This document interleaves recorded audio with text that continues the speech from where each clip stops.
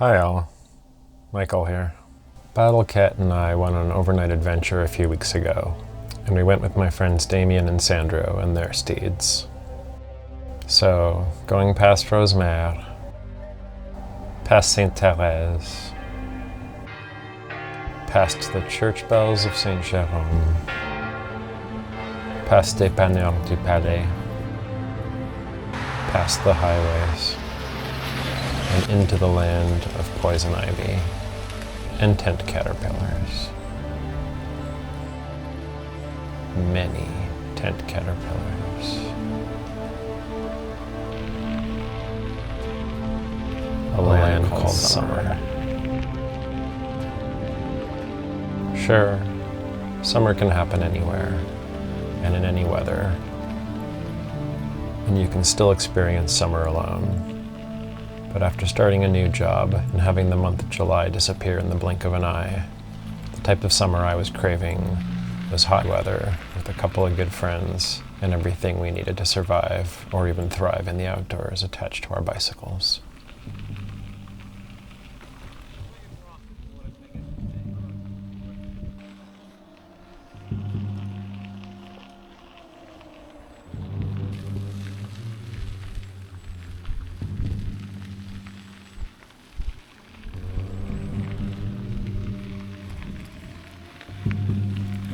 This was Damien's first bikepacking trip, and although at first I was a bit upset with Sandro for taking us on a hillier route than Damien and I were expecting, the scenery was quite beautiful, so in the end we all agreed it was worth the effort.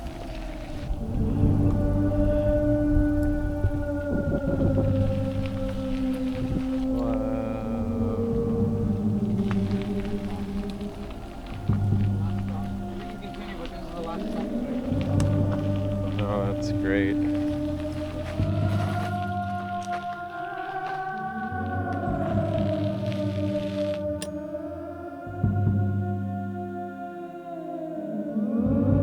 Yeah.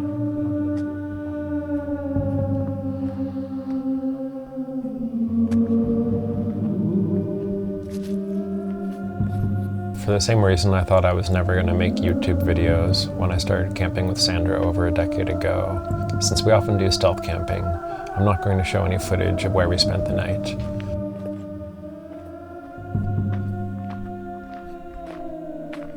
But this beautiful place near Morne Heights is where we spent our evening before we headed off to set up camp.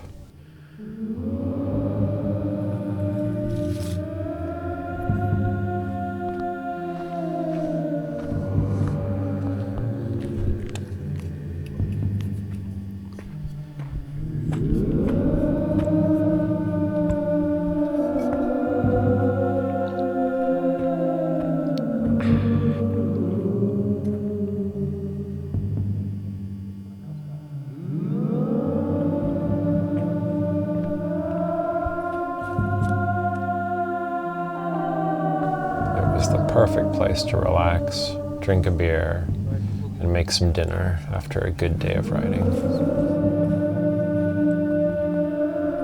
Sandro was riding an e-bike by a Montreal company called Yule Bike. I don't know much about them, but I know that the electric assist he had was enough to give him a false sense of how chill Damien and I would find the ride on our analog bikes. Damien was riding his vintage Elvish with a Decathlon seat post mounted rack and some panniers I bought on Etsy. He'd like to shift some weight forward, but his current cockpit setup is limiting for that. Skiing.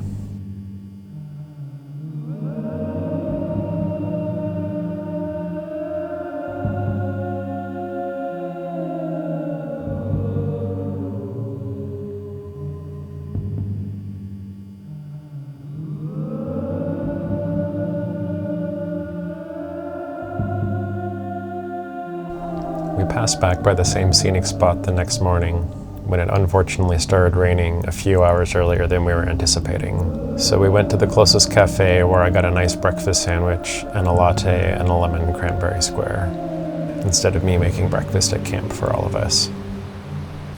Then we parted ways with Sandro, who lives in the mountains, And Damien and I passed by some small waterfalls on our way back to St. Jerome.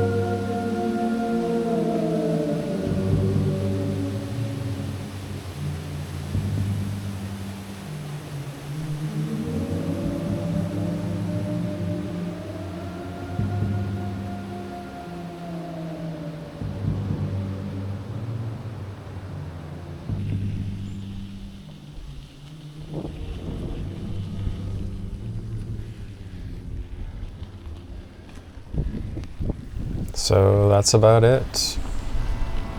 Here's the light at the end of the tunnel.